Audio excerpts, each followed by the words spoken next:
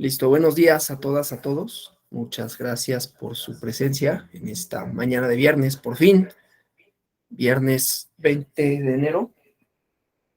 Vamos a comenzar, vamos a hablar el día de hoy de la filosofía hermenéutica, el siglo XX. Yo tenía una presentación y sepa dónde la dejé. Que la estaba buscando aquí, pero quién sabe, porque yo tengo la mala costumbre de que luego trabajo una presentación sobre otra y entonces eso hace que se me pierdan, porque luego guardo el archivo y entonces ya no aparece la original, ¿no? Ay, Dios, bueno, no importa.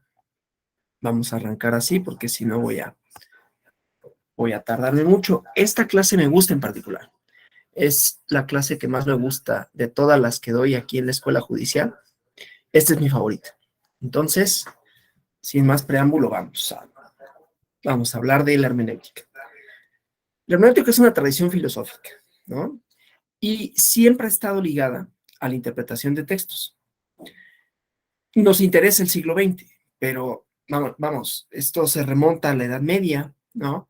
Habrá quien haya visto, y si no lo ha visto, le recomiendo que la vea, la película o lea el libro de El nombre de la rosa, ¿no? El libro, desde luego, es extraordinario, la película también, pero el siglo XX es lo que nos interesa.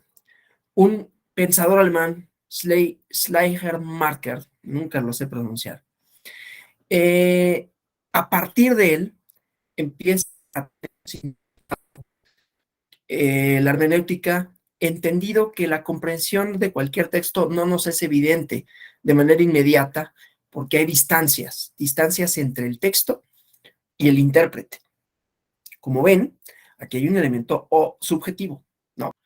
Quien interpreta tiene una distancia con relación al objeto que observa, cosa que es distinta a lo que planteaba el positivismo, que decía, la distancia podrá existir y existe, ¿no? Digamos, en las ciencias naturales, por ejemplo, sabemos que la observación de los astros pues tiene un desfase temporal, y a veces es un desfase temporal de millones de años, ¿no?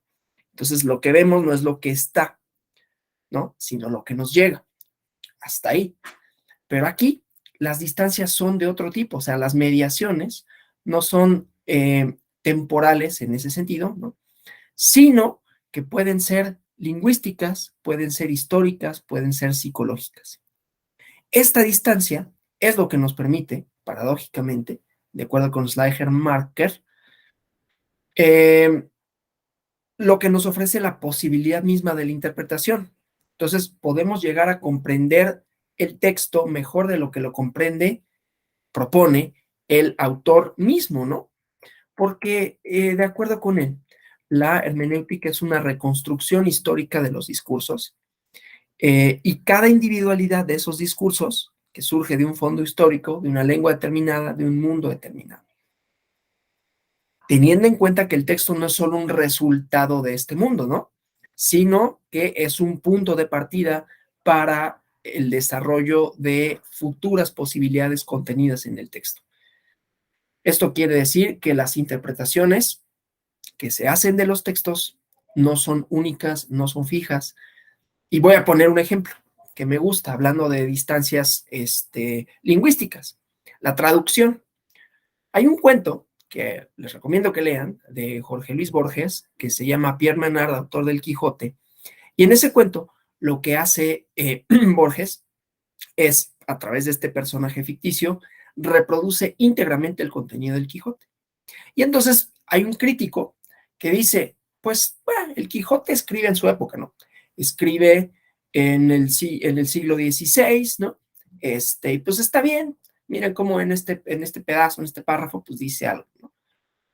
Pero miren la maestría con la que Pierre Menard lo escribe, y en realidad es lo mismo. Nada más que dice, claro, es que traer el lenguaje del siglo XVI al siglo XX, cuando escribe el cuento, es una proeza, ¿no? Que en realidad lo que hace es un plagio, ¿no? Ahorita que está de moda hablar de eso. Pero bueno, luego hay otras personas que se han dedicado a la tarea de discurrir en torno a la traducción. Y justamente recuperando un ensayo famosísimo que también les recomiendo de Walter Benjamin sobre el traductor. Juan Villoro escribe en un librito que se llama Efectos Personales un ensayo sobre la traducción. Él ha hecho traducción del alemán al español, a traducciones de obras literarias y de óperas, ¿no? La primera ópera, no me acuerdo ahorita el nombre, el Hilo de Ariana creo que era, que se proyectó en Bellas Artes ya con la traducción, ¿no? Ahorita me refiero al arte, ¿no? Como un campo en donde la interpretación es importante. Y entonces, en las óperas, ¿no? Antes todas las cantaban en italiano y nadie entendía nada, ¿no? Y entonces empezó a ver esta parte de introducir traducciones. Entonces vas viendo en una pantallita, a veces son salas muy modernas y tienes tu pantallita así como en los aviones, estos bonitos y ya vas viendo, ¿no? Y en otras está proyectado, como en los estadios, ¿no? Y ahí vas bien, vas leyendo lo que dice. Entonces esa traducción la hizo Villoro de esta ópera, ¿no? El chiste, y se proyectó en Bellas Artes. El chiste es que él dice que la traducción te permite actualizar, ¿no? Actualizar un contenido que cuando lo escribe, no sé, Joyce, ¿no? 1920, pues está bien, lo escribe en el lenguaje de 1920. Pero si lo traemos al siglo XXI, ¿no? Entonces lo que tenemos es un lenguaje enriquecido. Yo tengo una edición, siguiendo con los ejemplos de la literatura, nada más que no lo veo por aquí, una edición de la Iliada, ¿no? La guerra de Troya, los últimos 10 años de la guerra de Troya, últimos 10 días de la guerra de Troya, que tiene la virtud, tengo dos ediciones, tengo una edición ilegible, ¿no? Que la publicó la UNAM, de una persona que un erudito, ¿no? Y las traducía directo del latín o en este caso del griego, ¿no? Pero no se entiende nada, no se entiende, ¿no? Bonifaz Nuño, su apellido. Y esta otra traducción, ya la vi, en una edición mucho más sencilla y que además con las reglas gramaticales actuales, entonces uno lo lee bastante fluido, ¿no? Y habrá quien diga, pues sí, pero no está respetando la argumentación poética de Homero. Habrá quien diga, pues es que eso no es lo importante es que se entienda de conformidad con el tiempo, ¿no? Habría dos posiciones ahí, ¿no? Habrá unos más puristas y habrá otros que digan, no, el lenguaje es adaptativo y por lo tanto la interpretación que hacemos de ese código lingüístico, ¿no?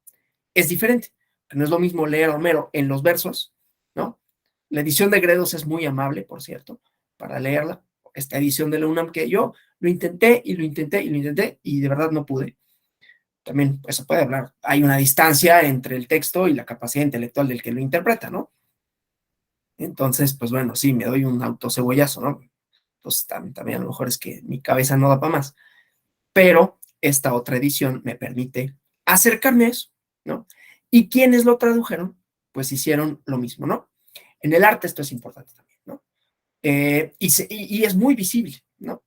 En la literatura es visible por el lenguaje que se utiliza, por los lugares a los que se hace referencia, y en el arte es visible hasta por la técnica pictórica, por lo que se representa, cómo se representa, ¿no? El arte renacentista difiere y se puede más o menos ver por qué es renacentista con relación a el arte medieval, por ejemplo, ¿no? Que era un poco más de tipo sacro, un poco más unidimensional, ¿no? Y el arte renacentista, pues hay mucho más, por ejemplo, la representación del cuerpo, mucho más desnudos, ¿no? Que fueron escandalosos en su momento, y así sucesivamente. Lo que pasa es que la presentación tenía así hasta el nacimiento de Venus de Botticelli y todo, porque tiene una interpretación, y eso es lo que me interesa hablar de esto, ¿no? O sea, hay una interpretación del mito, ¿no? De que si tiraron los genitales de el padre, ¿no? Y al mar, y entonces se engendró ahí ¿no? Y va naciendo Venus de la espuma del mar y esta cosa, ¿no? Entonces ahí hay una representación de un mito. El arte, la literatura, los códigos lingüísticos nos sirven para eso, pero sí hay momentos en que, por ejemplo, si uno no conoce bien el mito del nacimiento de Venus, pues ve una pintura, ¿no? A mí la primera vez que supe de la existencia del nacimiento de Venus, miren, se las voy a proyectar nada más para que haya algo de apoyo visual. Ay, no, siempre me hace esto esta ventana. Es que, bueno, se las voy a proyectar como imagen, ¿no? Para que vean a qué me refiero. Entonces, la voy a poner aquí así. Ok, la voy a compartir y la vemos, ¿no? Bueno, yo la primera vez que vi algo parecido a esto fue en un capítulo de Los Simpsons. Estaba chiquito, ¿no? Y entonces llega una mujer muy, muy guapa a trabajar con Homero y él ve, si se la ve y se imagina esta pintura, ¿no? Claro, con ella y una representación ahí chistosa, luego se las muestro. Entonces, pues yo cuando vi el nacimiento de Venus dije, pues como en Los Simpsons, ¿no? Y ya después, el mito les digo, no recuerdo bien si era Poseidón, pero le dan muerte, ¿no? Le castran al padre, ¿no? Ya ven que los mitos griegos no se andaban por las ramas, ¿no? O sea, no era como después la mitología cristiana en donde los dioses y todos se portan bien, aquí eran desgraciados, ¿no? Y cometían, pues, actos, pues, reprochables, ¿no? Entonces lo tiran sus genitales a la espuma al mar y la espuma engendra a Venus y ahí nace, ¿no? De una concha. Entonces está representado el mito. Si uno no tiene esos referentes, pues no sabes, ves una pintura, no sabes quién fue Botticelli, que fue un pintor renacentista, que fue uno de los grandes beneficiados por los Medici, ¿no? Por eso están en Florencia, en sus pinturas más importantes, ¿no? En la Galería de los Uffizi. Si no sabes eso, pues ves un cuadro que no te dice gran cosa, ¿no? O la batalla de Napoleón, ¿no? Todas estas cosas, ¿no? Entonces, esas son las distancias que pueden ser de distinto tipo, inclusive epistemológicas, y normalmente son epistemológicas, o sea, herramientas de conocimiento, ¿no? Pongo otro ejemplo un poquito igualmente del arte, pero que es un poquito menos bonito en estos términos, ¿no? Habrán ustedes visto, voy a dejar de compartir esta y les voy a compartir otra cosa. Habrán ustedes visto o no una obra, que yo no sé si sea obra o no, y ese es el debate y esa es la interpretación. Déjenme nada más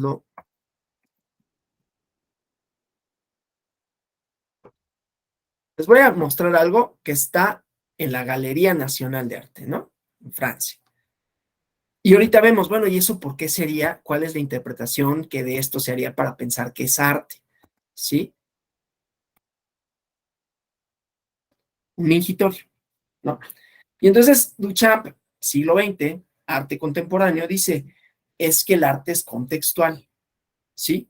Si yo saco algo de su contexto, como lo es un mingitorio sirve para lo que sirve, todo el mundo sabe para qué, pero si yo lo pongo en un museo, la gente lo primero que va a decir es, pues ¿eso qué? ¿Eso qué tiene que ver? Eso no es nada. Y eso es justamente lo interesante, piensa, ¿no? De asumir que el arte es solo una posibilidad de cosas cuando es un mundo de... Dice, entonces, si yo saco de contexto, como este caso, un mingitorio, lo pongo en un museo, lo exhibo como si fuera una pieza de arte, entonces resulta de cierta manera subversivo y de cierta manera tengo que justificar mi por qué. La distancia, aunque sea menos, ¿no? Porque todo el mundo sabe qué es ese artefacto, lo que no sabemos es por qué está en ese lugar. Y eso es lo que lo hace artístico, ¿sí? Entonces, ahí hay otra herramienta de interpretación. No crean que va a ser una clase de esto del arte, ¿no? Lo que me interesa, pues, es señalar la parte de que los fondos históricos hacen referencia a discursos sobre lo bueno, lo malo, los mitos, ¿no? Los mitos griegos, ¿no? Hacían referencia inclusive a una representación de los dioses que tenían emociones humanas delictuosas, ¿no? O sea, estos hacían lo que se les daba la gana, literalmente lo que se les daba la gana, y ni siquiera tenían moral, ¿no? O sea, no existía eso. Ahí hay un discurso con relación a las deidades. No hay diferencia, por lo menos en lo emocional, a los dioses. Hay un discurso artístico, ¿no? De cuál es el verdadero arte. Entonces uno ve a Botticelli y dices, pues no es muy controversia porque esto es arte, ¿no? Sí, no solo por lo que está representando, sino por la técnica, ¿no? O sea, ves el arte renacentista y no cabe duda. Ves el arte contemporáneo y alguien como yo dice así de, híjole, mano, ¿no? Son distancias, son solamente eso, ¿no? Entonces, el texto, la obra, la representación, los símbolos, no son meros resultados de este mundo, ¿no? Son un punto de partida, como había dicho, para el desarrollo de otras posibilidades. Entonces, la interpretación del texto, de la obra, del discurso, es un proceso circular que va de la totalidad del pasado de la que surge, ¿no? La que surge el texto, de la que surge la obra, a su individualidad. Entonces, interpretar, esta es la propuesta de Schleiermacher, perdón por la interpretación, o interpretar es reconocer que tiene una cierta individualidad con relación con el infinito, pero este proceso, que es el de toda interpretación, ¿no? En donde, ya les dije, siempre hay un tipo de distancia, una de las posibilidades de la interpretación también es el malentendido. O sea, el malentendido, por ejemplo, la distancia entre el momento que yo, la Venus de Milo, ese es otro capítulo de Los Simpson también, y también hay una obra, ¿no? El nacimiento de Venus de Botticelli, y yo, sí, como en Los Simpson, ¿no? Es así de, no, más bien es al revés. En Los Simpson hicieron referencia a esto, pero mi referente es, entonces, hay una mala interpretación, ¿no? Margo Zavala, ¿no? Que sí se llamaba la chica que sale en el capítulo. Entonces, es una posibilidad, ¿no? Y es un tema fundamental para la hermenéutica posterior a Schleiermacher, ¿no? Y tiene que ver con la universalización de esto, ¿no? Entonces, la universalización de la hermenéutica, que después Dietly lo dice, se aplica a todo conocimiento histórico espiritual. Menciona, pues, que los procesos de comprensión e interpretación siguen siendo los fundamentos para las ciencias sistemáticas del espíritu.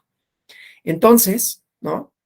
Estas ciencias, sea la historia, sea la sociología, sea el derecho, si es que son ciencias, ¿no? Dependen de elevar la comprensión de lo singular a la validez universal. Como ven, hay un objetivo epistemológico que no radica únicamente en la experiencia del sujeto, aunque la experiencia del sujeto y la obra sea textual, sea significativa, digamos, como el arte, ¿no? Represente algo, no es nada más la interpretación que de esta hace una persona, sino que esa interpretación tenga o pueda tener efectos generales. Entonces, hay una pretensión epistemológica de que haya tal cosa como herramientas para una interpretación correcta, más allá de que el resultado de esa interpretación puede variar. Lo que interesa no es tanto el resultado, lo que interesa es cómo interpretamos, a partir de qué interpretamos, para entonces poder decir, bueno, tenemos herramientas para hacer, ¿no? Reconociendo la distancia, pero es importante entonces sí contar con un método, ¿no? O sea, la hermenéutica supone, por un lado, una filosofía, una manera de entender, ¿sí? Esto de, bueno, lo que se nos presenta como lo real tiene distancias con relación a nosotros, pero también presenta una metodología. ¿Cómo hacemos para tener una significación universal, no de la obra, sino de las herramientas para interpretarla? ¿Sí?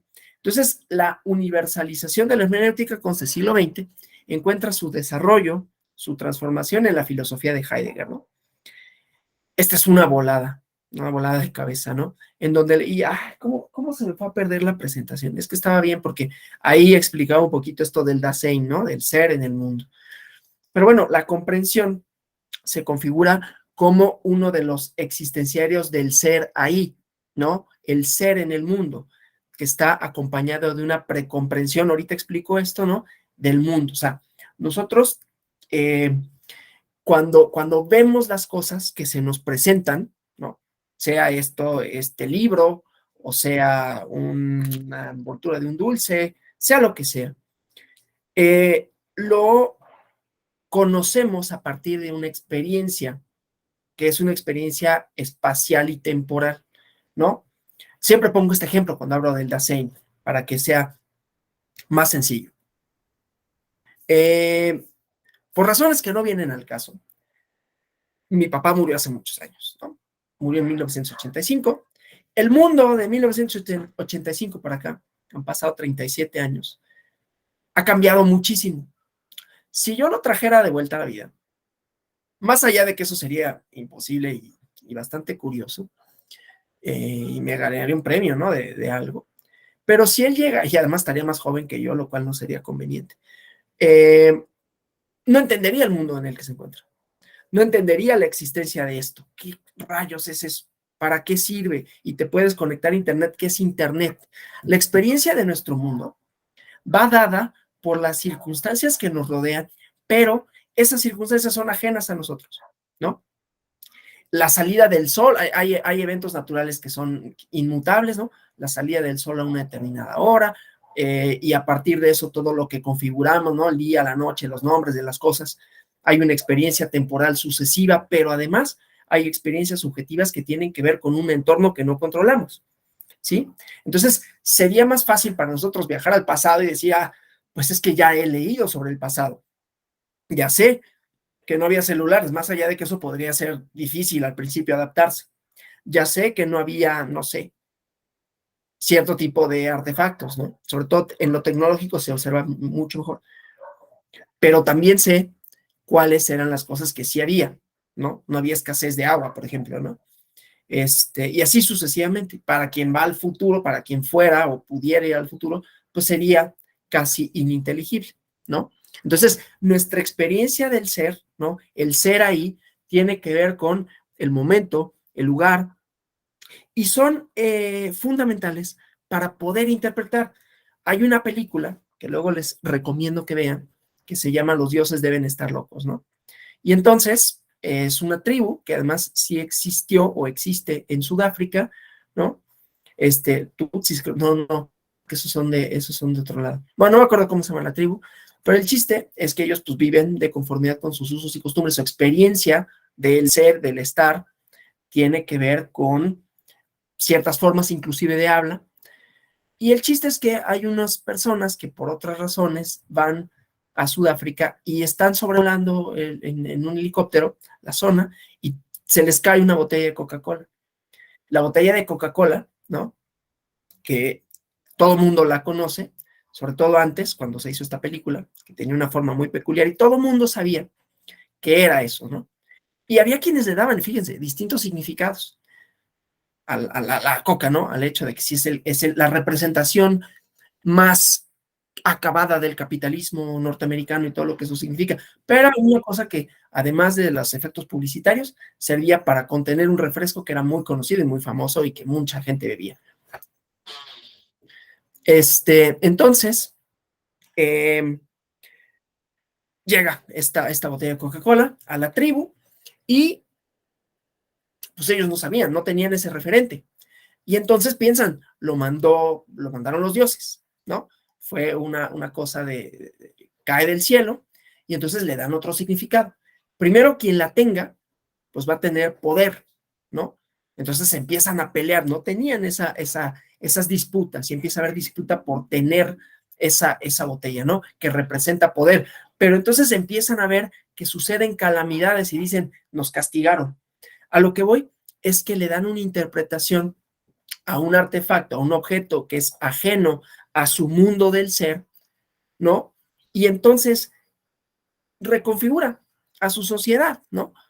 Bueno, entonces esto del ser ahí, ¿no? Comprender en el lugar en el que estamos, ¿no? Comprender que Ditley había colocado en un plano del campo de la hermenéutica, en Heidegger aquí adquiere una connotación ontológica, ¿no? Pasa a ser el núcleo mismo de la hermenéutica. Esta transformación heideggeriana de la hermenéutica tiene dos vías, ¿no? Por un lado está Gadamer, ¿no? A quien los que nos formamos en el derecho conocemos bien. Hay un libro interesantísimo que se llama Verdad y Método, ¿no? Entonces, Gadamer piensa en la hermenéutica contemporánea y alcanza una parte metodológica y ontológica, como lo había planteado Heidegger, ¿no? Entonces, Heidegger y Gadamer tienen o presentan dos de los aspectos más importantes de la hermenéutica, que es el lingüístico y el ontológico, ¿no? Heidegger plantea la hermenéutica desde un punto de vista del ser, ¿no?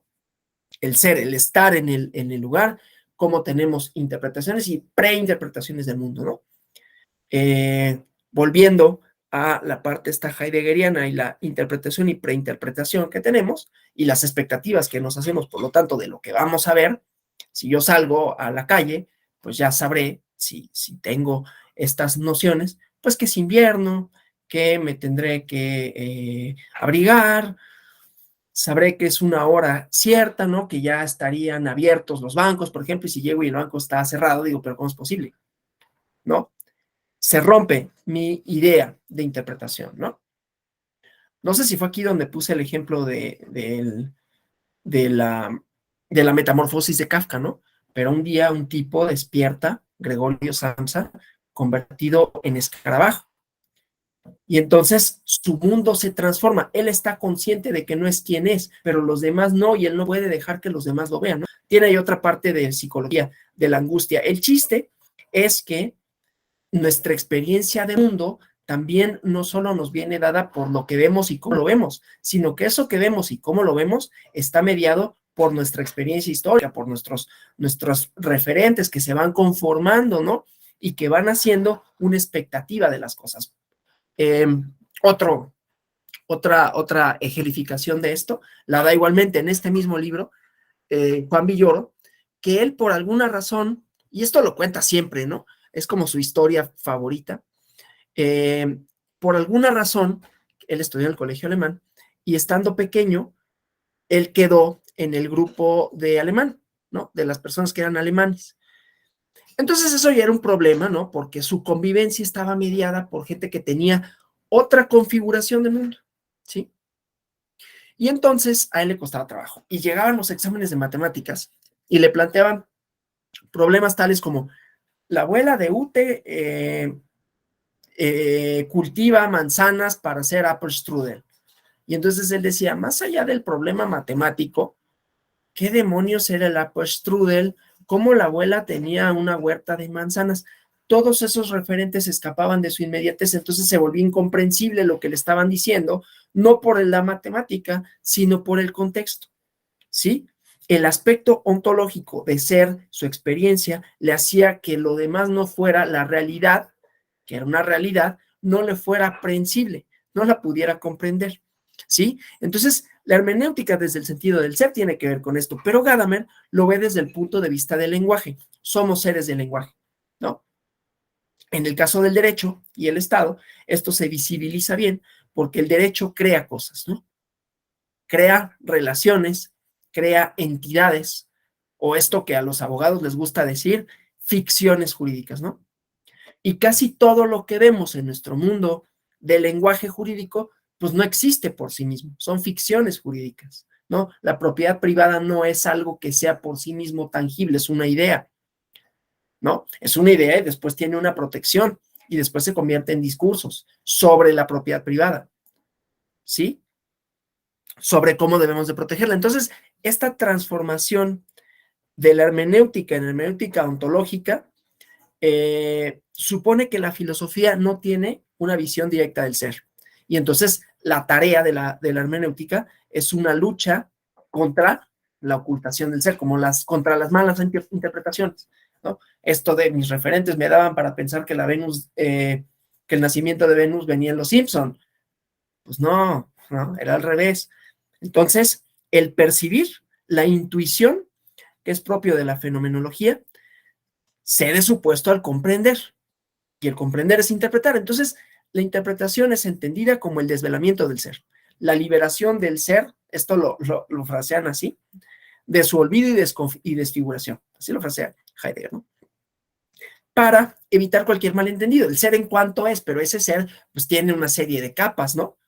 Mi experiencia personal, lo que me rodea, ¿no? Y tiene un toque existencial. Entonces, la hermenéutica, así transformada por Heidegger, abandonó el historicismo hegeliano, ¿no? El análisis del espíritu y sus creaciones, y entonces se convierte, pues, en una clarificación de una estructura hermenéutica del ser ahí, ¿no? El ser ahí, la existencia, no es originariamente tener conciencia de uno, sino estar en el mundo, ¿no?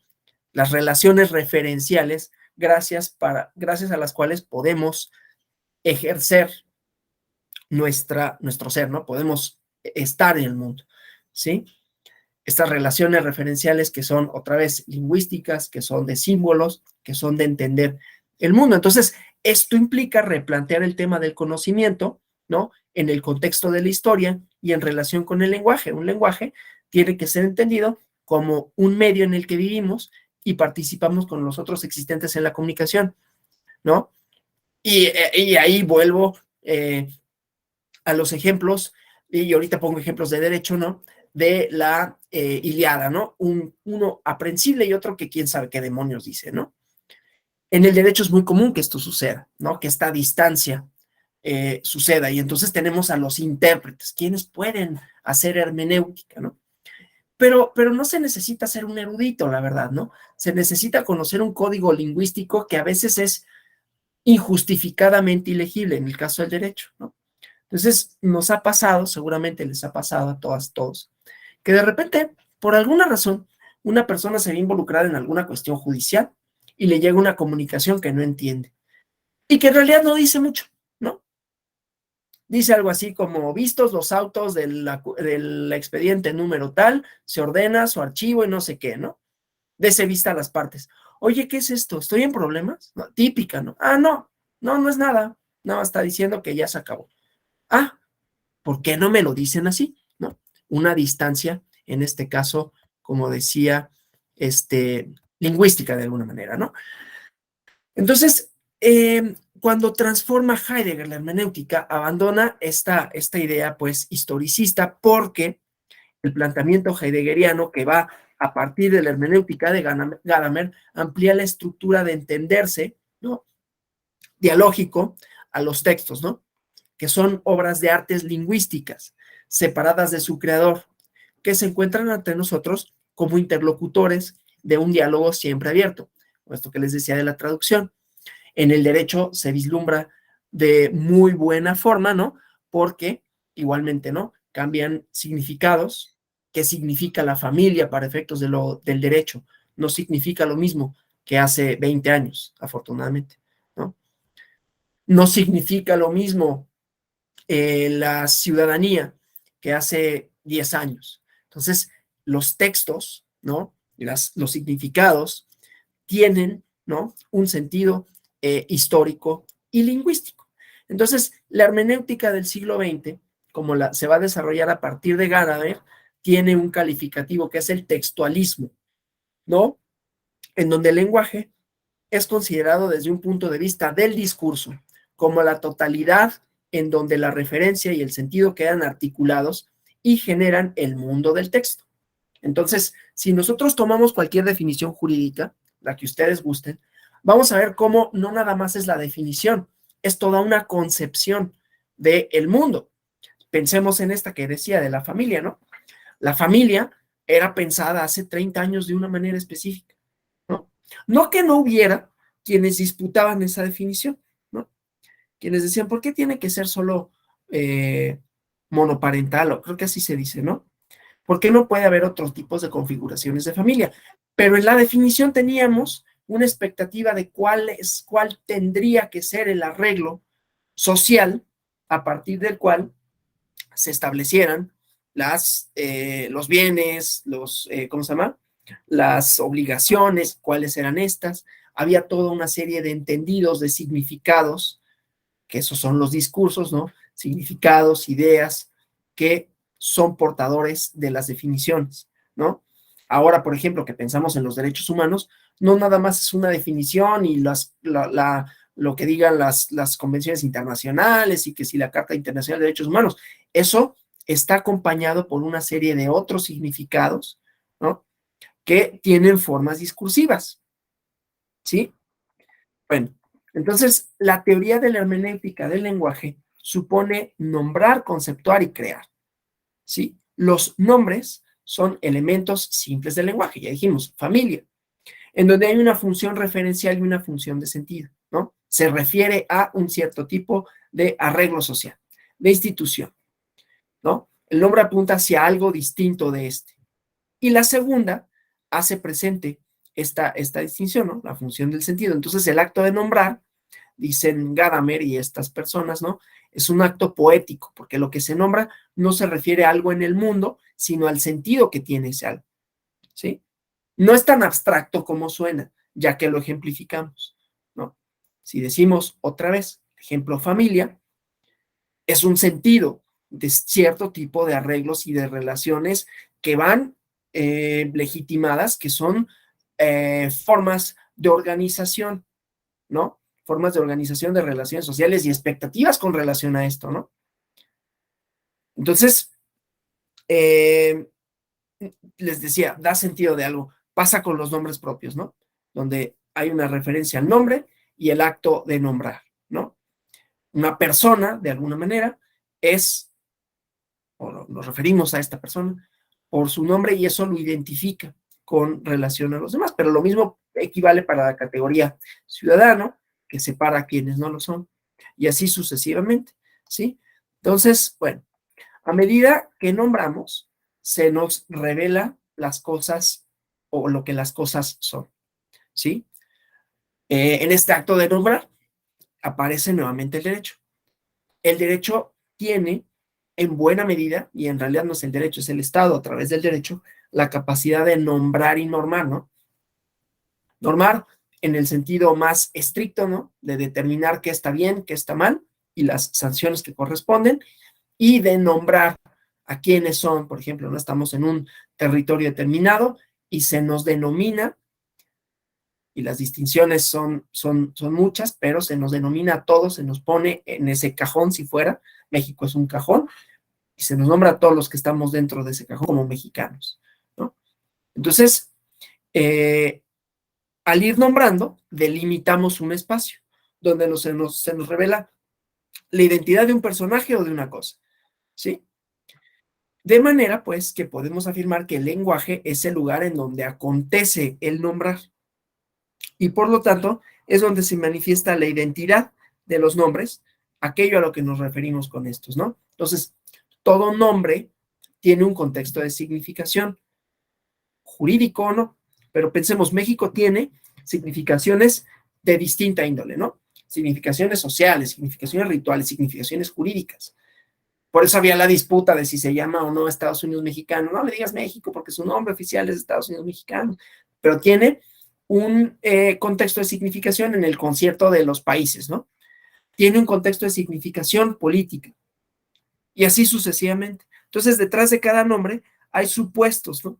Que dan profundidad a ese nombre, que une a este con toda la historia a través de la tradición. Nombrar es, dice Gadamer, intertextualizar. Hablar con otros textos, encajar lo nombrado en un espacio de significación, ¿sí? El derecho es eso.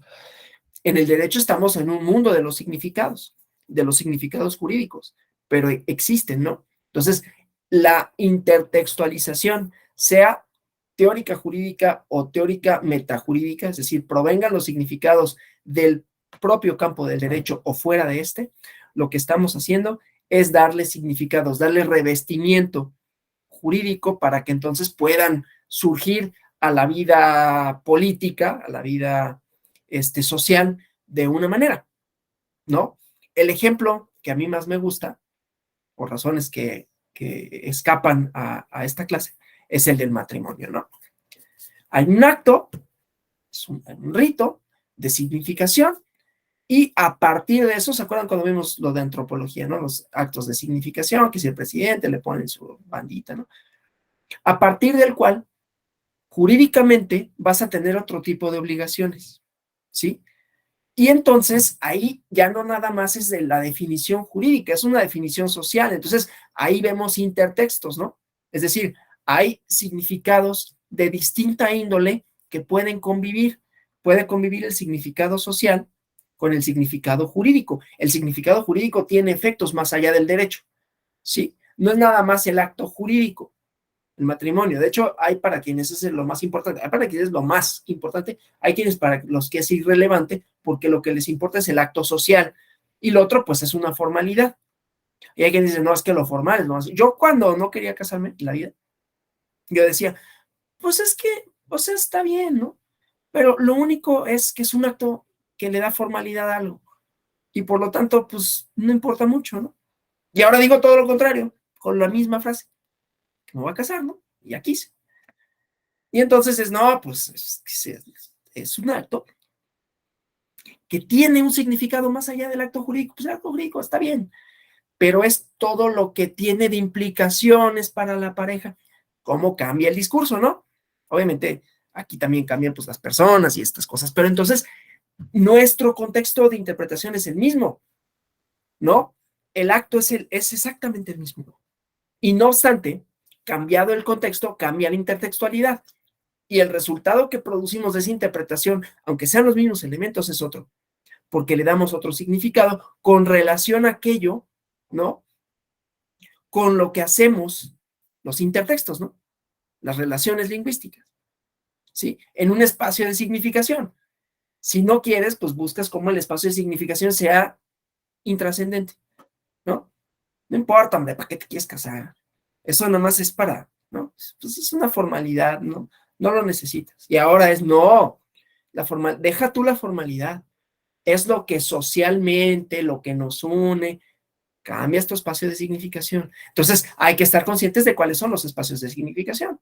Entonces, cuando nos movemos en el espacio de los nombres, estamos dentro de la ciencia de los signos, de la semiótica, ¿sí? De los nombres pasamos a conceptos, ¿no? O sea, ya no nada más es familia, ¿no? Sino que la familia tiene una serie de significados. Y luego entramos a la fase de las frases, enunciado jurídico, ¿no? La lógica de la predicación, donde lo relevante es la estructura conceptual de sus referentes. Lo importante es la función delimitadora del objeto, la forma en que se identifica ¿no? Entonces, los conceptos construyen el objeto, ¿no? Como una idealidad simbolizada de significados, ¿sí? Entonces, nombrar y conceptuar no son lo mismo, ¿no? La denominación y la conceptualización son dos cosas distintas, ¿no? Ricoeur, otro de los importantes pensadores hermenéuticos del siglo XX. La hermenéutica, dice, es el arte de discernir el discurso en la obra, ¿no? En la obra o en el texto. O sea, aquí cuando decimos obra no lo estamos restringiendo a una obra de arte, ¿no? Sino una obra puede ser escrita, puede ser artística, ¿no? Entonces, discernir el discurso. Ya les había yo puesto el ejemplo, no sé si fue en esta clase o no, pero de el divorcio, ¿no? Que en España no existía en los años 80. Ahí no nada más es la posibilidad jurídica o la imposibilidad jurídica de desvincularte matrimonialmente. Esa es una cosa, ese es un hecho jurídico que hace referencia a otra cosa, que son significados. ¿Qué lugar le corresponde a cada uno de los contrayentes o de los esposos, como se diga, ¿no? ¿Qué lugar le corresponde con eso a la familia? ¿Y qué lugar le corresponde al Estado a la hora de proteger la subsistencia de la familia contrapuesta a la voluntad de alguno de los dos de desvincularse? Y además, en otro contexto de significación, por las relaciones sociales, cómo se daban, pues desde luego, referencia a quién lleva las de perder, ¿no? La desigualdad, no solo jurídica, eso es lo de menos. O sea, para efectos del discurso total, ¿no? O sea, una desigualdad jurídica es lo que materializa, lo que hace evidente otro tipo de desigualdades previas, ¿sí? Entonces, la desigualdad jurídica entre hombre y mujer, porque pues siempre va a ser en detrimento de ella, o normalmente va a ser en detrimento de ella, ¿no? Por las circunstancias históricas que pueden no gustarnos, pero que están, ¿no? De la mujer se tiene que casar, la mujer le corresponde su casa. Yo sé que este discurso ya es súper anacrónico, por eso estoy haciendo referencia a la España de los años 80, donde no podía haber desvinculación matrimonial, ahora ya se puede, ¿sí? Hay todo un objeto de sentido. Entonces, esa es toda la semiótica alrededor de esto, la ciencia de los signos, la semántica de las frases, que como ven, a diferencia de lo que veíamos ayer, no tiene nada más una serie de principios lógicos en donde los podamos descomponer y decir si se sostiene o no dentro de este propio sistema de códigos, porque está sujeto a toda una serie de variantes que son externas a la lógica del código mismo. ¿Sí? ¿Vamos bien hasta aquí? Ya los perdí. Bueno, para mí sí, vamos bien, gracias. ¿Vamos bien? Gracias, Andrés. Bueno, continúo entonces. Entonces, decíamos, ¿no? Lo importante del discurso como obra no es su referencia, ¿no? Sino el proceso de comunicación que se establece entre esta y las personas. Estas concepciones del discurso como obra son la crítica a la primacía de la teoría platónica de la representación, ¿no? Donde los significados están en un mundo, ¿no? El mundo de los significados, y cuando los enunciamos, pues los bajamos, ¿no? O sea, tenemos una representación previa de las cosas y entonces cuando las mencionamos, pues estamos haciendo referencia a esos arquetipos. Acá no, ¿no? Entonces aparece el mundo de la obra donde las palabras no se refieren a las cosas, se establecen relaciones, ¿sí? Que van haciendo presente un mundo concreto, que tiene un valor determinado de verdad, que hace su aparición gracias al lenguaje, ¿no? Entonces, en esta línea de la hermenéutica, ¿no? Como la ciencia del discurso, como obra, Gadamer centra su hermenéutica en el ser del texto, que es el lenguaje, ¿no? O sea, la esencia del texto es el lenguaje, que puede ser interpretado como una máscara que oculta, como ocultamiento de otras cosas, Nietzsche, Freud, ¿no? Ocultamiento de complejos, etcétera, ¿no? O como símbolo en donde se hace presente el mundo. A mí me gusta más esta, a pesar de que me gusta mucho Nietzsche, ¿no? Pero bueno, Nietzsche piensa, por ejemplo, en la moral como una forma eh, de ocultar relaciones de poder, ¿no? O sea, se estableció la moral de una manera más o menos arbitraria, de conformidad con unas expectativas de los nobles, y, ¿no? Pero es un ocultamiento de otra cosa, ¿no? Y Gadamer nada más dice, es un símbolo, el lenguaje, en donde se nos presenta el mundo. Entonces el texto es un lenguaje, ¿no? Un lenguaje que hace presente un mundo y de esta manera rompe con las modernas filosofías de la conciencia y sigue la parte heideggeriana. Heidegger, que le daba muchos dolores de cabeza y le da muchos dolores de cabeza al punto de considerarlo alguien que no dice absolutamente nada, a los positivistas, ¿no? No les gusta. No les gusta ver porque también tampoco es fácil, ¿no? O sea, leer Ser y Tiempo, híjole, mano. Pero hay varios problemas, ¿no? Uno de los grandes problemas es la traducción. Otro de los grandes problemas es que los alemanes no son particularmente eh, limpios en su habla, ¿no? O sea, son oscuros. No por nada, les encanta la hermenéutica de este tipo, ¿no? Entonces, no les gusta, ¿no? Dicen, pues es que, ¿qué es eso del ser, no? Claro, es una tradición que no inventó Heidegger, viene de Parménides, ya les había dicho ayer, ¿no? Pero esto, como no es demostrable y como está sujeto a distintos posibles resultados, que son resultados históricos, ¿no? A diferencia del positivismo que tendería a ser ahistórico, ¿no? O sea, no importan las circunstancias de modo, tiempo, lugar, para efectos de que algo ocurra o deje de ocurrir. Podrá llover más ahora como efecto del calentamiento global, pero bien, se cumple la ley de la condensación, ¿no? Cuando ocurre este fenómeno, se puede predecir, y lo otro no, ¿no? Porque cambian los contextos de significación y entonces cambian los intertextos. De manera tal, ¿no? Que ahora, y esto sucede, ¿no? Ahora hay textos que, que resultan difíciles de procesar, difíciles de leer. No difíciles porque no se entiendan, sino porque sus significados nos parecen así de, híjole, ¿a poco dijo esto? Yo, por ejemplo, comencé una obra, no la terminé. Y miren que yo no era alguien que fuera así como muy militante de alguna causa. Y sin embargo, cuando empecé a leer Lolita de Nabokov, que es estilísticamente perfecta, pero el tema que trata, que es pues un güey de mi edad, ¿no? Un cuarentón, yo no tengo todavía 40, pero ya le estoy rascando, ¿no? Que se enamora al punto de fantasear de manera física, para no decir otra cosa, con una niña de 13 años. Entonces yo no lo pude leer, ¿no? Yo no lo pude leer.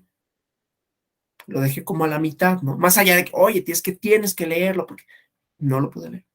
Entonces va cambiando estas expectativas, ¿no? Y yo sé que aquí vamos a entrar al campo, entonces lo censuramos. Yo no digo que no lo lean, yo lo digo que yo no lo pude leer, ¿no? Ya otra cosa es si vamos a cancelar a una cosa u otra, yo no sé, ¿no?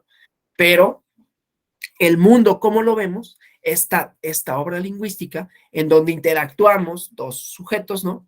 Uno que se constituye como autor y otro como lector. Esos dos sujetos se relacionan entre sí, se encuentran en un mundo que crea el texto y que puede ser habitado por el lector. Y entonces ahí ya podemos decir, pues yo no puedo compartir este mundo porque mis referentes son otros, o porque, y esto también pasa, ¿no? Porque no te la creo. No, no es el caso de Lolita, pero hay libros o hay películas que son malas por eso, ¿no? Es como de, nada, eso no puede ser, ¿no? No porque Superman vuele, ¿no? Sino por otras razones que puede decir, no te la compro, ¿sí? Entonces el mundo del texto es donde el autor y el lector se encuentran y es creado por el lenguaje. Pensemos en el derecho, ¿no? Para ya no solo estar hablando de estas cosas artísticas y literarias, ¿no? En el derecho hay un encuentro, a veces forzoso, entre una persona que encuadra en un supuesto jurídico y una persona que aplica esto, ¿no? Nos encontramos, pero además en ese supuesto jurídico en donde hubo un legislador, ¿no? Que dispuso una serie de cosas con relación a el mundo como lo observaba. Los enunciados legislativos son expectativas de algo, de orden, ¿no? Que no necesariamente se cumplen y que, insisto, tienen que ver muchas veces con las circunstancias en las cuales se enunciaron. Lo que pasa es que su fraseo, su enunciación, se hace de manera tal que fuera lo más general posible para tratar de que esto no suceda, ¿no? Y no obstante sucede, o sea, no tanto porque la intención del legislador, ¿no? Que es una fuente de interpretación, la voluntad del legislador, se haya modificado, sino las circunstancias en donde el juzgador interpreta. Entonces el juzgador, en este caso, trayendo a colación los postulados gadamerianos, eh, eh, tiene una relación, es decir, establece una relación con quien produce el texto, que sería el legislador o la legisladora, ¿no? Pero es una relación que está mediada, ¿no? No nada más por lo escrito y lo leído, sino que entre esta relación escrito-leído hay una serie de otros factores. Entonces es una experiencia viva de lectura, dice Gadamer, ¿no? El mundo en que el autor y lector se encuentran solo existe en el hecho que ahí se representa el mundo, ¿no? Entonces, toda la hermenéutica gadameriana dice que el lenguaje es palabra, ¿no? Y la palabra fundamentalmente es acción, creación de un mundo en el sentido hasta teológico, ¿no? Entonces, esta teoría del lenguaje asume y desarrolla pues una visión como un poco del romanticismo, ¿no? Y encuentra su base hermenéutica en Gadamer y el textualismo, ¿no? Entonces, perdón, es que sigo con esto en la nariz y de repente se me tapa. El lenguaje es mitologizador, creador de leyendas, figurador de realidad, creador de mundos posibles. Lo importante del lenguaje dentro de esta tradición es la figuración, la creación de un mundo, ¿sí? No solo de un mundo fantástico en la obra literaria, la creación de un mundo en el derecho, ¿sí? La historia del derecho, por eso, se dedica a reconstruir el mundo que habitaban esos textos, ¿no? O sea, la narración que del mundo puede hacer el derecho no solo como una herramienta para resolver controversias, útil o no, sino como una representación de un momento histórico, ¿sí? Si leen, por ejemplo, las leyes estas de Alfonso X, ¿no? Creo que eran las partidas de Alfonso el Sabio, pues uno encuentra que la capacidad del Estado para hacer cosas era bien limitada, ¿no? O sea, te protegían durante bien poquito tiempo, podían hacer, ahí hay una representación, ¿no? Del ejercicio del poder en donde decíamos, Bueno, si las leen, ¿no? Lean las partidas de Alfonso el Sabio. Y como, híjole, sí están bien limitados, ¿no? O sea, te pueden garantizar bien poquitas cosas de seguridad y de todo. Entonces, en la hermenéutica gadameriana, el lenguaje es el centro a partir del cual tiene lugar nuestra experiencia hermenéutica del mundo. Pensamos desde el lenguaje como centro. Todas las relaciones que establecemos son lingüísticas, ¿no? Entonces, desde dicho centro, experimentamos nuestra finitud histórica, ¿no? ¿Por qué? Porque el lenguaje no solo es referido al momento en el que se enuncia, sino que el propio enunciante ve cómo esas transformaciones ya no le cuadran, ya no le quedan tan fácil. Creo que fue ayer, ¿no? Que puse el ejemplo de las transformaciones lingüísticas y las generaciones, ¿no? Esto de, me hablan de tú, ¿cómo se atreven a hablarme de tú? Es una forma lingüística de establecer una base comunicacional en donde se rompe otra y quienes quedan fuera no entienden ese mundo. O ponerle la E a los plurales, ¿no? Entonces, estamos figurando, estamos experimentando que nuestra finitud histórica, ¿no? Pues hasta aquí llega mi posibilidad de comunicarme con otra persona, ¿sí? Pero para mí esa finitud es la que le da sentido a mis cosas, la que le da sentido a mi mundo. Otro ejemplo literario, leer el Quijote en el castellano que fue escrito es muy difícil. Hay una edición muy amable de Alfaguara por el 450 aniversario, en donde tiene un montón de pies de página, porque si no, no podríamos entenderlo. Entonces, ahí está mi finitud histórica. Yo lo leo como una persona del siglo XX-XXI, un texto del siglo XVI. Pues no queda. Además en las postrimerías, ¿no? 16, 17, porque la segunda parte del Quijote se escribió en 1616, creo que terminó de escribirse.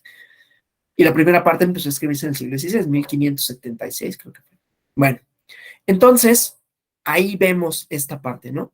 Experimentamos una totalidad de sentido que, claro, nunca puede ser dicha completamente, ¿no? Entonces, todo hablar humano, dice, es finito, en el sentido que aquí hay en lo que se despliega, hay una infinitud de un sentido por desplegar y por interpretar. Por eso, lo que podemos decir, las condenas que podemos hacer, ¿no? De lo pasado o de lo presente, tienen que ver con eso, ¿no? Tiene que ver cómo los sentidos que pueden tener las cosas no son uno y el mismo para siempre y van mudándose, van transformándose de conformidad que el lenguaje, que es cómo representamos al mundo, también transforma cómo lo conceptualizamos y lo entendemos, ¿no? Esta idea de lo políticamente correcto, que para mí tiene una función, ¿no? Y ahorita la converso. Y que para mucha gente es imposible. ¿Por qué ya no puedo decir estas cosas? ¿Por qué ya me condenan cuando antes era normal? ¿No? Ahí hay una finitud histórica de conformidad con un lenguaje, con un campo de significación que no se entiende, ¿sí? Pero la cosa es que una misma idea, una misma concepción, un mismo discurso, una misma frase puede haber sido, pues, aceptable, hasta graciosa, cuando yo estaba en la primaria y hoy ya no, ¿no? Tiene una función. ¿Qué nos dice eso? Pues nos habla, ¿no? Haciendo el ejercicio hermenéutico, no nada más es como de, y ahora ya todo es cultura de la cancelación, ahora ya no puedo decir nada. Esa es una posición, ¿no? La otra es, no, espérate, lo que pasa es que han emergido, han salido, ¿no? Sujetos, sujetas, sujetes, que reivindican su posición en el mundo que antes no la tenían legitimada. Y entonces es cuando ponen el acento en decir, oye, es que antes te resultaba como muy fácil y muy gracioso burlarte de esto o de esto otro. Hoy ya no. ¿Por qué? Porque ya estoy en un plano de igualdad. O reivindico ese plano de igualdad que no se me, ¿no?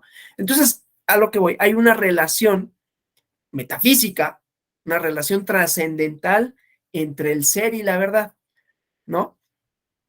¿Sí? Entonces, el lenguaje en donde estamos inmersos, ¿no? El sujeto y nuestra relación con él, no es de apropiación, sino de pertenencia. Se pertenecen recíprocamente, ¿sí? Pero mantienen una relación dialéctica siempre abierta, que se transforma, que va cambiando, ¿no? Entonces, la pretensión, digamos, originaria de Gadamer, en el punto de partida de su filosofía, es la universalidad de la experiencia hermenéutica.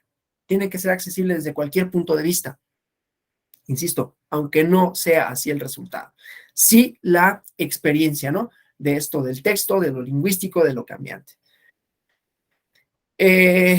Entonces, Gadamer propone una teoría general de la comunicación que está mediada por el lenguaje, ¿no? Interpreta la comunicación como un diálogo, como lectura, ¿sí? Puede estar la comunicación en presencia, ¿no? Y entonces, por ejemplo, ahorita estamos teniendo un intercambio en presencia o como lectura, una comunicación en ausencia. Y las dos son interpretables, ¿no? Yo con todo esto que estoy diciendo, ustedes pueden interpretar una serie de cosas con relación a mí, ¿no? Si no me estuvieran viendo, a partir de lo que digo, pueden más o menos intuir mi edad. No solo por mi voz, ¿no? Que ahorita está toda maltrecha, sino por lo que estoy diciendo y cómo lo estoy diciendo y cómo lo estoy fraseando. Es discernible eso, pero solo es discernible para ustedes. Si le escuchara alguien hace 30 años, no sabría, no podría decirlo, porque sus referentes lingüísticos constructivos del mundo no estarían y dirían, ¿de qué está hablando? ¿Qué demonios está? Que políticamente correcto eso no existe, ¿no? Entonces, en esta parte de la comunicación, ¿no? Hay una apropiación del sentido. Y en el caso de la lectura todavía es más, ¿no? Porque no hay este proceso de intercambio, ¿sí?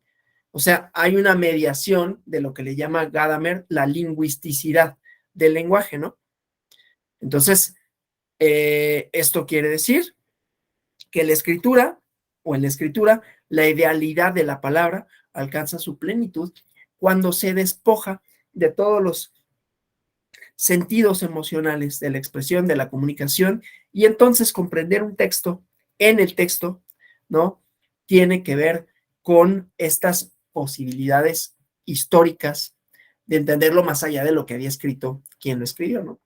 Lo que pasa es que cuando estamos en un contexto de habla, nos encontramos más o menos en el mismo tiempo. Y aún ahí puede haber disputas, ¿no? Pero se entiende. Se entiende por qué alguien dice lo que dice. Se entiende cuál es su posición en el mundo. Se entiende cuál es su relación con los objetos. ¿Sí?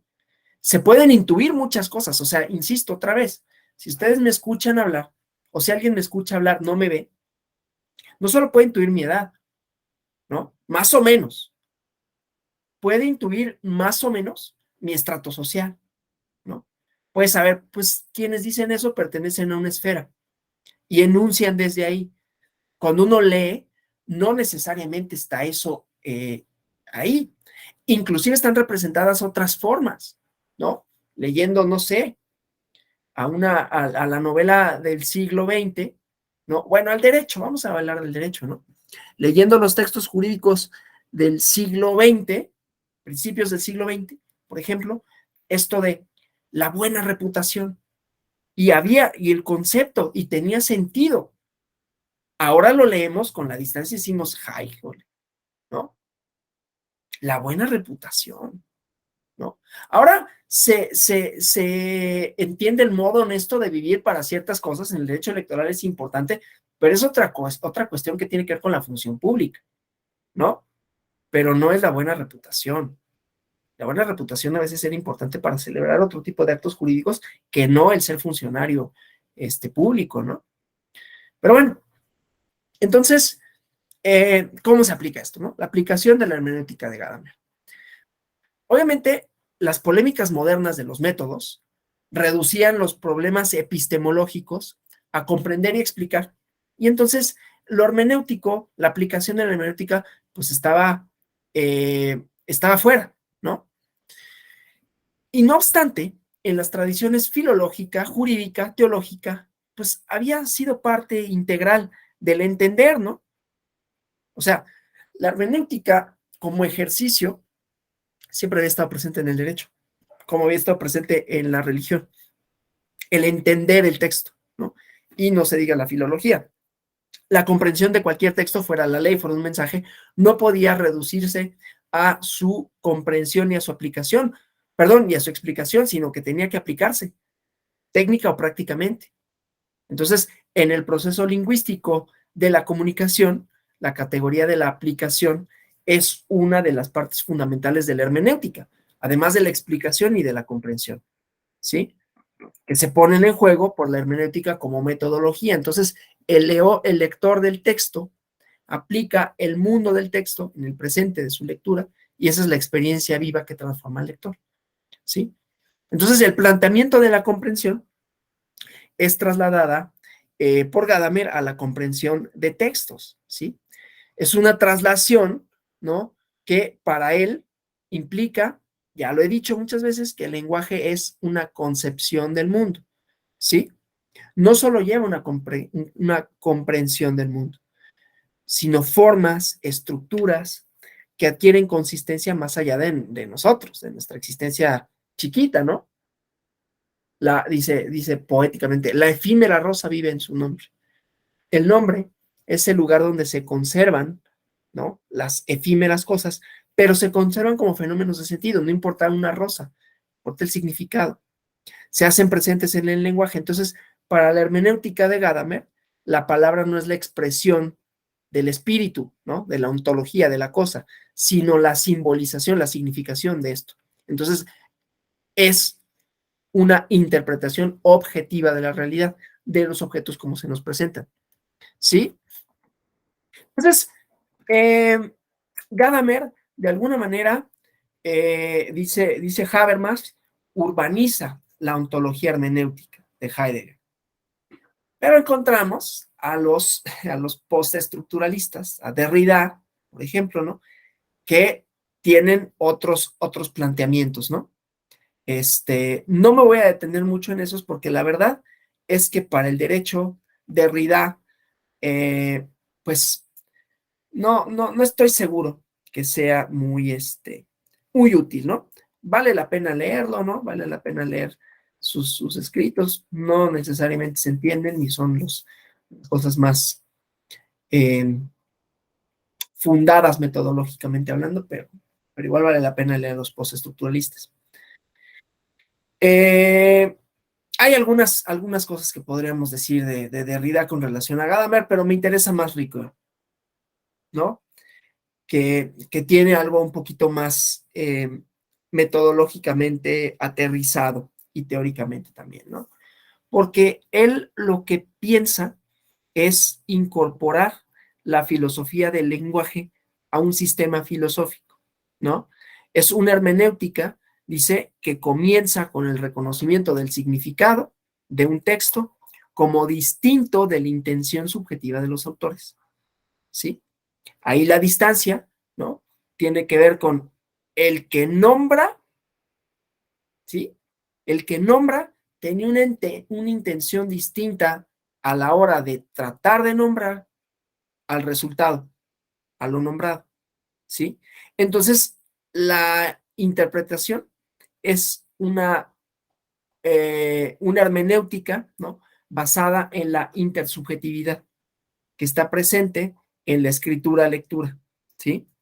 Entonces, pues hay una interpretación simbólica, ¿no? El símbolo, según esta interpretación, está conectado con la realidad de modo constitutivo, la constituye, ¿no? Hace ahí unas diferencias con relación a la metáfora, ¿no? Para ver cómo hay una desconexión con la realidad. Y bueno, el chiste es que en su interpretación del símbolo, tiene tres funciones principales. Pensemos en símbolos desde un punto de vista semiótico, ¿no? Un símbolo como lo puede ser, pues, la botella de Coca-Cola, o como lo puede ser lo que encontramos en la carretera que nos indica algo, ¿no? Significados compartidos metalingüísticos, ¿no? Que no necesariamente son textuales, metatextuales más que metalingüísticos. Metatextuales, no son necesariamente textos, pueden ser textos, pero tienen un carácter universal. Todos entendemos esa cosa sin necesidad de hablar, por ejemplo, francés, y ves una flecha que va hacia allá, entonces quiere decir que tienes que seguir ese camino, ¿no? O si nos dicen al contrario, una flecha está un círculo y una diagonal,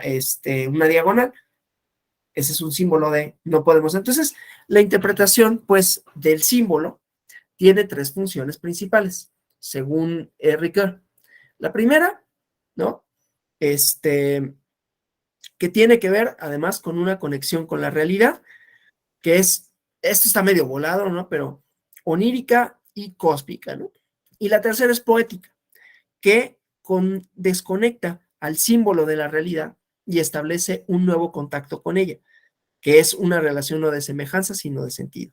Entonces, el símbolo, la metáfora, tienen un doble sentido, ¿no? El símbolo, la referencia, o sea, el símbolo y la referencia, ¿no? Que expresa la metáfora. Entonces, en el caso de la metáfora, la referencia es capaz de producir artefactos, modelos de la realidad que nos permiten ver el mundo desde puntos de vista distintos, ¿no?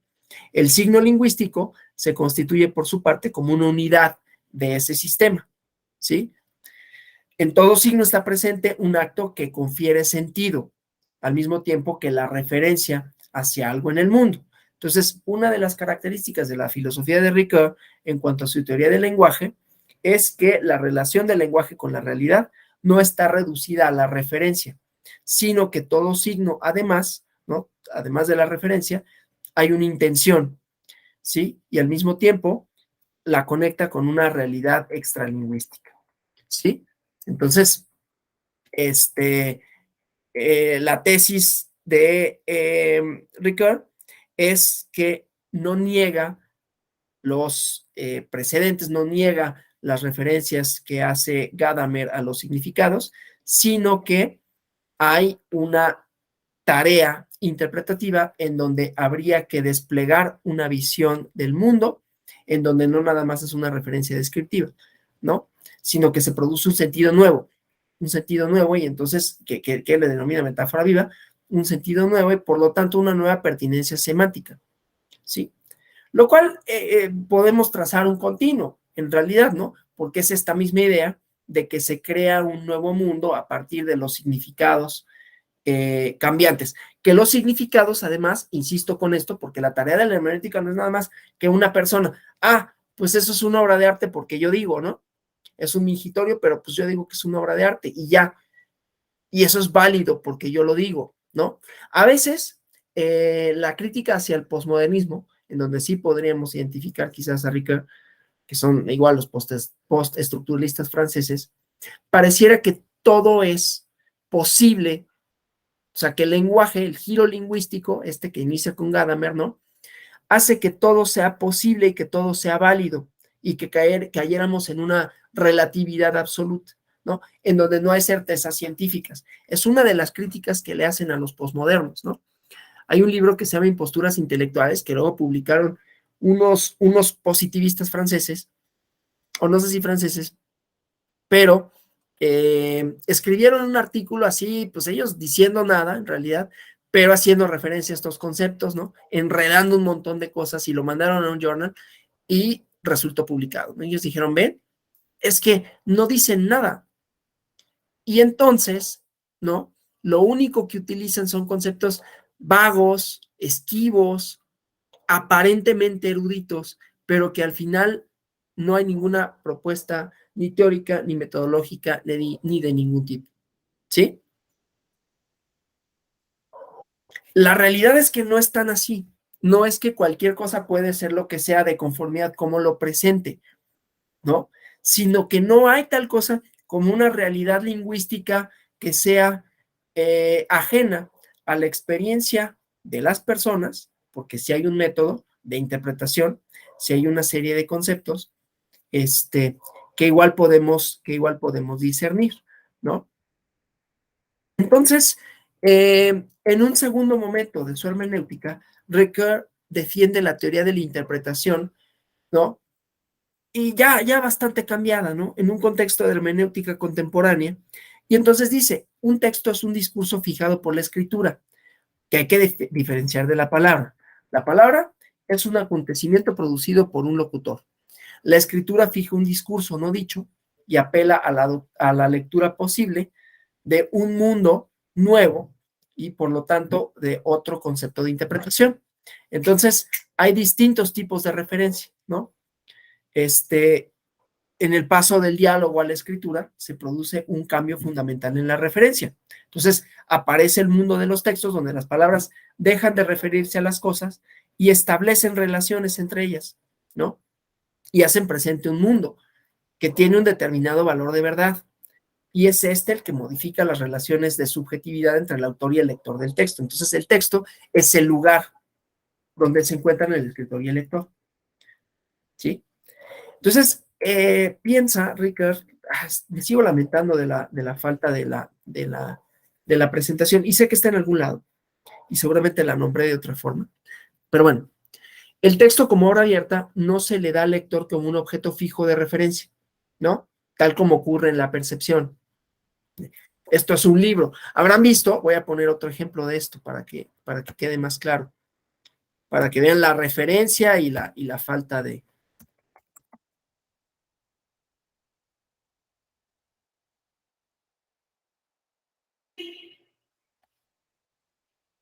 Este es un autor surrealista, ¿no? René Magritte. Déjenme nada más que cargue la imagen, ¿no? Ah, hijo, no sé qué hice aquí. Entonces, déjenme compartírselas, ¿no?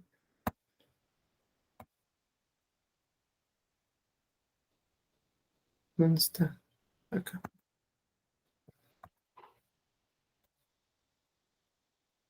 Esto, ¿no? Dice, esto no es una pipa, no es que la referencia sea un objeto fijo, es un territorio a través de este espacio explorador, aventurero, ¿no? O sea, el lector ejecuta varios viajes que enriquecen su experiencia, ¿no? Dan concreción a un horizonte de expectativas que el texto presenta al lector en el mundo que se despliega con frases y palabras. Entonces, el trabajo de la lectura en la tradición hermenéutica es algo así como lo que hace, y claro, esto también le brinca a los positivistas, ¿no? Lo que hace el psicoanálisis, ¿no? O el recuerdo encubridor, pero el psicoanálisis que desvela lo no evidente, ¿no? Que lo que se nos presenta normalmente es una representación de un recuerdo que no queremos asumir. Entonces, no es que sea la función de la hermenéutica desvelar recuerdos encubridores, sino desvelar una realidad que no es evidente, ¿no?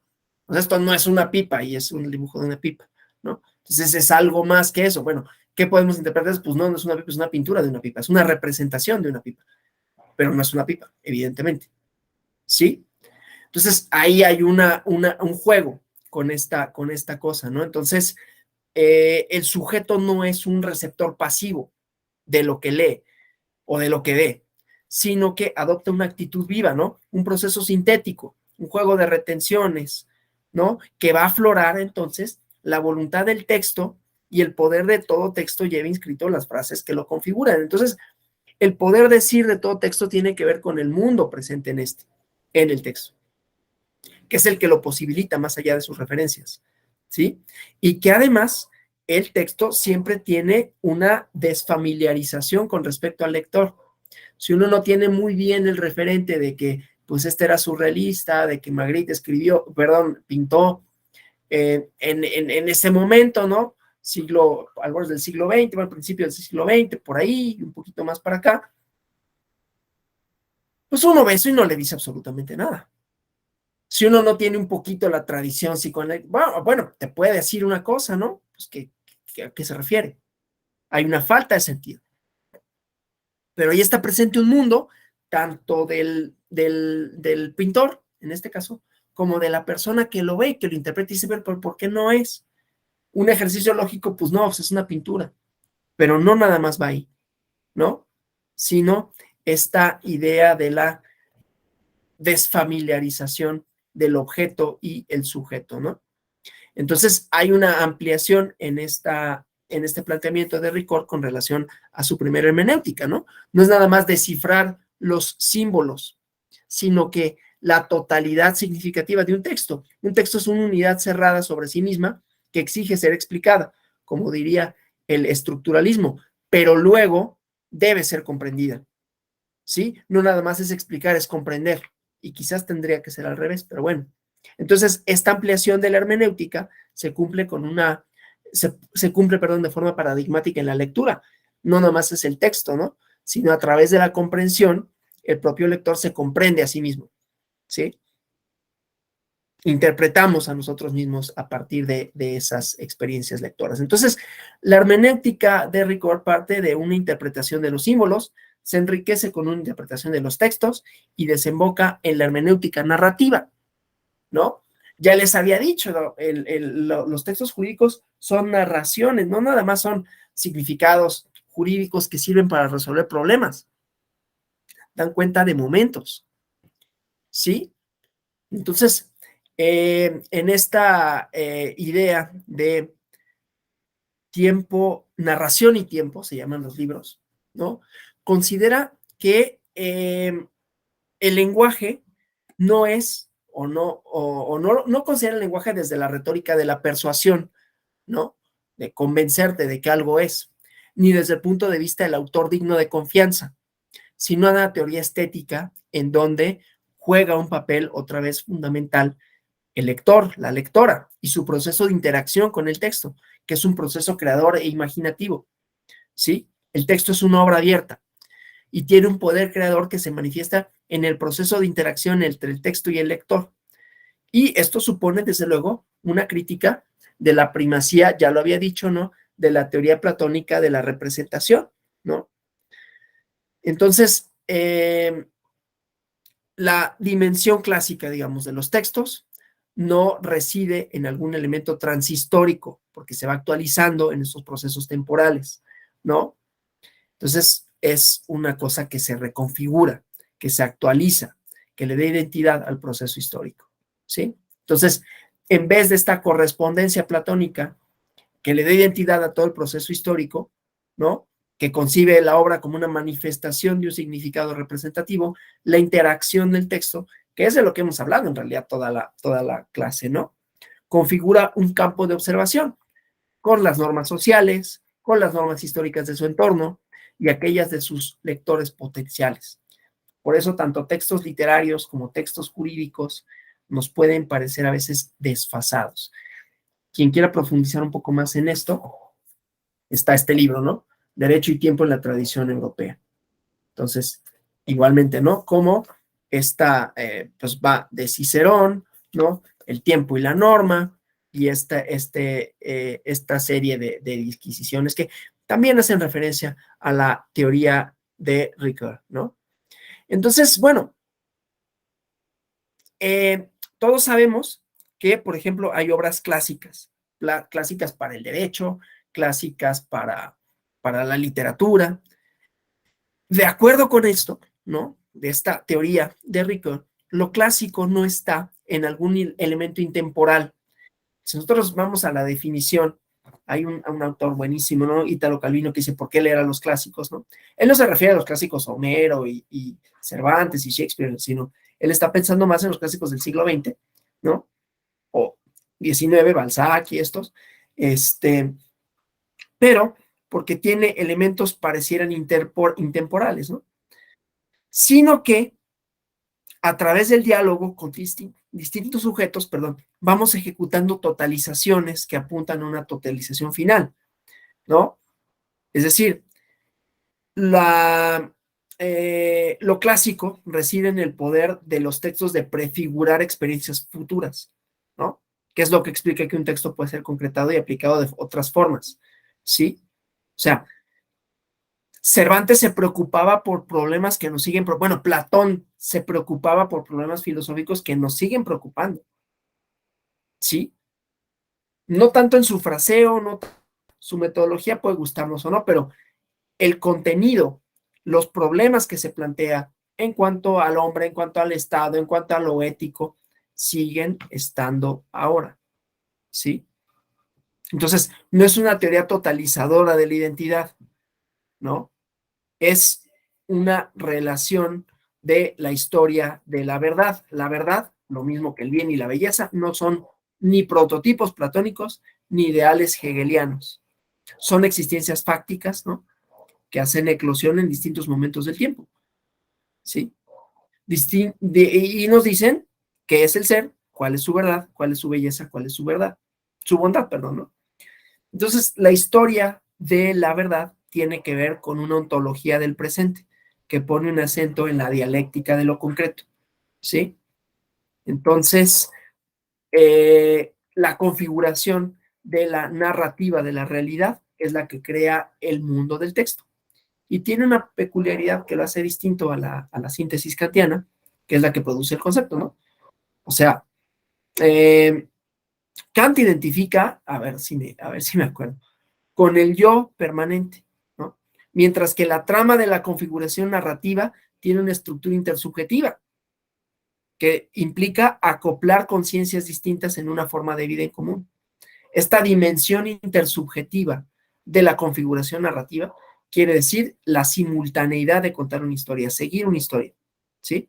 Por lo que la base de esta no se encuentra en el yo de la percepción o de la apercepción, sino el nosotros, en un modo de ser compartido, el ser histórico, ¿sí?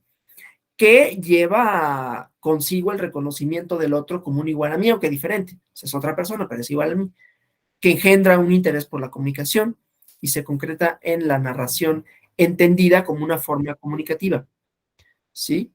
Déjenme ver que tengo aquí un WhatsApp y déjenme ver si tiene alguna importancia. Luego son comunicaciones, aunque no me lo crean. Siempre son comunicaciones. Ok. Sí es algo así. Bueno.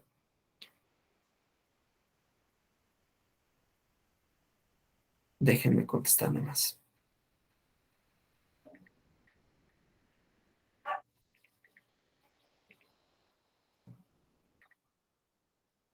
Es que me están pidiendo, ¿no? Sí, entonces, la idea, pues, esta peculiaridad de la hermenéutica de Ricord es que actúa no sobre el nombre ni sobre la frase, sino sobre el discurso como obra, ¿sí? Lo importante es el mundo que se despliega, el mundo que se despliega en el texto y que es la hermenéutica el que lo desvela, ¿sí? No los significados, no lo lingüístico, sino el mundo. La hermenéutica no considera el lenguaje desde el punto de vista de la referencia, ¿no? Una serie de nombres, ni desde el punto de vista de la predicación, de la atribución, como lo hace la lógica, sino que se nos hace presente en el discurso como totalidad. El discurso, como decía, el discurso jurídico, ¿no? Claro, aquí hay un presupuesto. O sea, si entendemos, si pensamos que esto es así, entonces el derecho es un discurso, como hay otros discursos, ¿no? Y es parte de otros, ¿sí? De discursos políticos, de discursos sociales, pero por sí mismos es un discurso, portador de significados, portador de ideas, ¿sí? Entonces, aquí, siguiendo esto, sí, para Ricoeur, la filosofía es una filosofía hermenéutica en donde el lenguaje es una manifestación, ¿no? Entonces, el derecho es igualmente una manifestación que desvela un mundo. Esto es muy evidente, por ejemplo, cuando comparamos, ¿sí? O cuando acudimos al pluralismo jurídico. Nuestra visión occidental, occidentalizada, considera que el derecho es una sola cosa posible, hablando del positivismo, ¿no? Solo una cosa posible, lógica, ordenada, y que sirve lo mismo aquí que en cualquier otro lado, o debería de servir de la misma manera. Los problemas por los cuales no sirva no son producto del sistema jurídico, son producto de que o no se aplica bien, o falta entrenamiento, o falta conocimiento, ¿sí? Que es un poco como poner la carreta delante de los caballos, pero bueno, ese es otro problema. ¿Qué pasa en el pluralismo jurídico? Supone que no hay solo una lógica jurídica, porque no hay solo un principio fundamental de derecho, hay muchos. Hay diversas concepciones de lo social, de lo histórico, de lo subjetivo. Y entonces eso lleva ¿no? A otros poderes de nombrar y de normar, que son distintos, que tienen que ver con distintas narraciones, distintas cosmogonías, distintas tradiciones, no tradiciones jurídicas, distintas tradiciones sociales, que configuran otro tipo de acuerdos y que son posibles. Lo que pasa es que el discurso jurídico moderno, ¿no?, contempla a las otras como una manifestación, o ha contemplado como una manifestación atrasada, ¿no? Porque hay una idea de orden, de progreso, como el positivismo, ¿sí? Entonces, entenderlo de esta manera, en cambio, nos hace ver que hay distintos mundos posibles para los cuales necesitamos, desde luego, intermediaciones. Por eso, para los problemas de sistemas normativos internos, pues necesitamos antropólogos jurídicos, antropólogas jurídicas, ¿sí? Porque no nos alcanza con nuestra visión de mundo, con nuestras representaciones de lo que es el discurso jurídico y cómo deberían de ser las relaciones, con nuestro entrenamiento y nuestros términos, para entender esas otras posibilidades, ¿sí? Entonces, bueno, eso con relación a Ricoeur, ¿no? Entonces, bueno, vamos a concluir, ¿no? Para ya cerrar la sesión, para hablar un poquito de los sistemas, digamos, ontológicos, ¿no? La hermenéutica se ha transformado, ¿no? Ontologías del presente, en el caso de Ricoeur, ¿no? Entonces, el tema de la verdad es algo que ocupa a la hermenéutica contemporánea, ¿no? ¿Cuál es la verdad en cuanto a si esto que se nos desvela es o no cierto, tanto para efectos jurídicos como para efectos sociales, ¿no?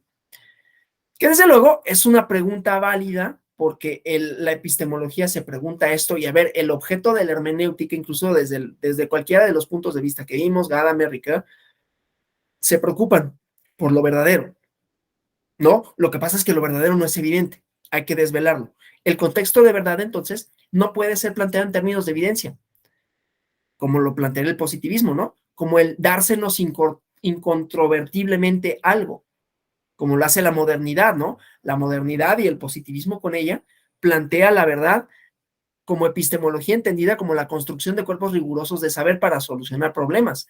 En cambio, la hermenéutica plantea la verdad en términos de apertura, lo cual solo es pensable desde el punto de vista del lenguaje.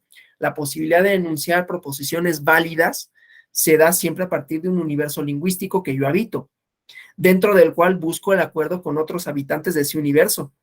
Pero esto se puede volver problemático, ¿no? En sociedades modernas de la comunicación, y llevarnos a confusiones, ¿sí? Sí, como en la Torre de Babel, ¿no? El habilitante de la biblioteca no posee un acto puntual o puntualmente en un acto puntual una comprensión transparente de todos los contenidos de los libros de la biblioteca, ¿sí? Habitamos una biblioteca nosotros, así como la de Babel, donde están presentes muchas voces, muchas tradiciones, ¿no? A las que tenemos que escuchar para llegar a la verdad, ¿no? Que se nos da como una construcción de habilidades por parte de las personas para que sea posible la realización de su poder ser, de su proyecto de poder ser en el mundo, ¿sí? Que es una proposición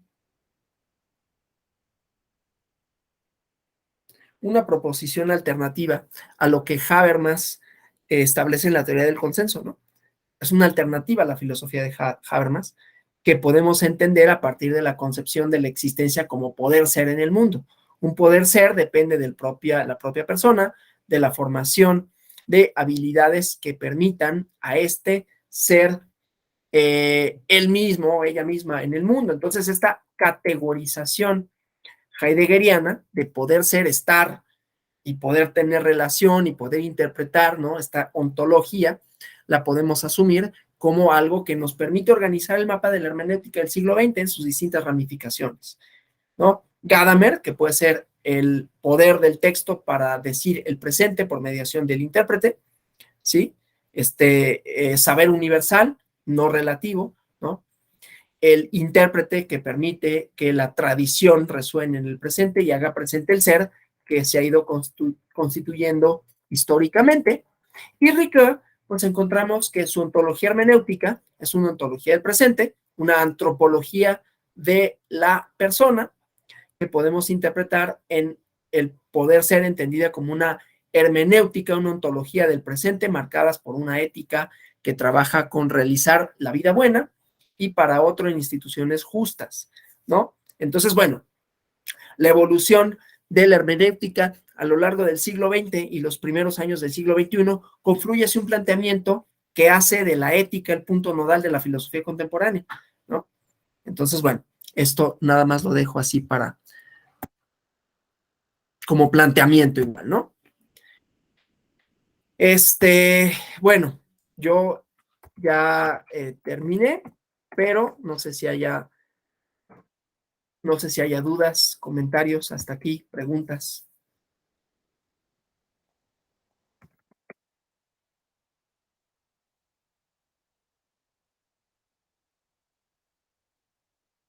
¿Todo claro? Más o menos. Bueno, pues les agradezco por las que fueron como 3 horas y media por los cortes que hubo, desgraciadamente por razones de horario, pero les agradezco mucho por su asistencia, esperando que les haya resultado más o menos interesante. Esto es desde luego bastante más abstracto. Sí, Andrés. Gracias. Oye, nada más con lo de la actividad de ayer, eso tú lo vas a revisar, nos vas a mandar Sí, los comentarios por sí, correo, sí, etcétera. Ah, ok, sí, sí, perfecto. efectivamente. Gracias. Sí, no crean que se quedó ahí en el aire. Él era revisarlo ayer, pero la verdad, ayer sí ya no me dio oportunidad, pero sí, yo les voy a mandar retroalimentación. Bueno, pues muchas gracias, que tengan un feliz fin de semana, que les siga siendo provechoso este diplomado, que haya sido más o menos interesante el tema de hoy. Y pues nada, una disculpa porque la presentación no sé dónde quedó, pero gracias por su atención y que tengan un fin de semana muy provechoso y que descansen. Hasta la próxima. Gracias, hasta luego. Gracias, doctor. Gracias. Gracias, doctor.